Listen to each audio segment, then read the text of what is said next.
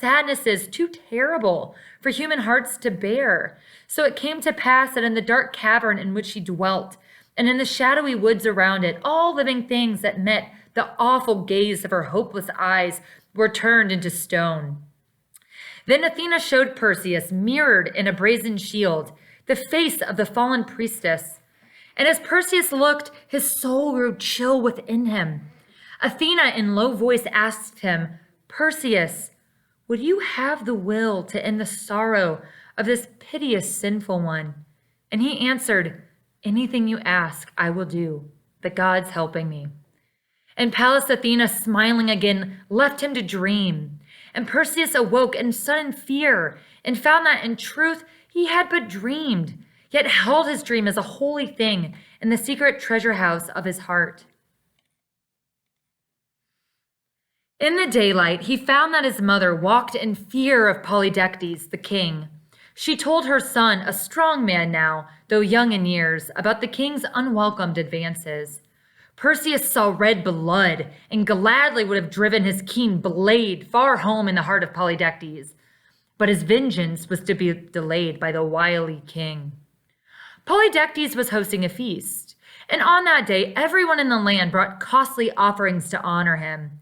Perseus alone came empty-handed, and as he stood in the king's court as though he were a beggar, the other youths mocked him.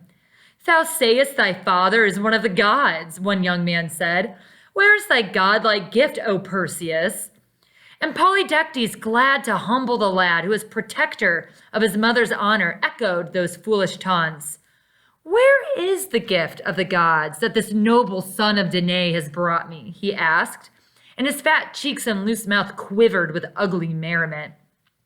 Then Perseus, his head thrown back, gazed in the bold eyes of Polydectes. Son of Zeus he was indeed, as he looked with royal scorn at those whom he despised. "A godlike gift thou shalt have, in truth, O king," he said, and his voice rang out as a trumpet call before the battle.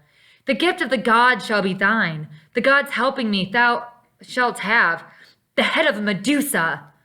A laugh, half-born, died in the throats of Polydectes and of those who listened, and Perseus strode out of the palace, aglow in his heart, for he knew that Pallas Athena had lit the fire that burned in him now, and that though he should shed the last drop of his life's blood to win what he sought, right would triumph and wrong must be defeated.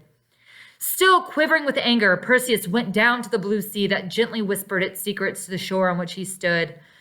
"If Athena would but come," he thought, "if only my dreams might come true." For, like many a boy before and since, Perseus had dreamed of gallant, fearless deeds. Like many a boy before and since, he had been the hero of many great adventures in his heart. So he prayed, "Come to me, I pray you, Pallas Athena. Come and let me dream true." His prayer was answered. Into the sky there came a little silver cloud that grew and grew ever closer, and then, as in his dream, Athena came to him and smiled on him as the sun smiles on the water in spring. Nor was she alone.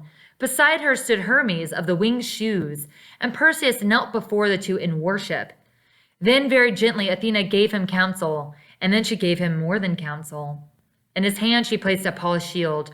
No mirror shone more brightly than the shield's smooth surface. I'm going to pause here for part 1. Click to the next slide for part 2.